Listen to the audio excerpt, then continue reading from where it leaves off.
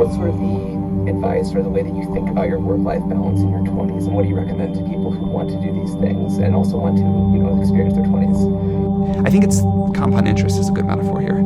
If you work really hard at the beginning of your career, you get a little bit better at what you do every day, every week, every year, learn more, and you meet more people, and you just get more done. There's a compound effect, and it's far better to put that time in at the beginning of your career than at the end, because if you do it at the beginning, you get to benefit from it, for the rest of the time you work. So, one thing I always try to do is meet every person I had time for, go to everything I could, and just spend a little bit more time trying to learn and get better at what I do. And I think that is really valuable. The beginning of your career, I think in terms of setting the trajectory that the rest of your career follows, is the most valuable time. And so obviously you don't want to work all the time because your 20s are your 20s. But I do think you want to work harder than most people think you should.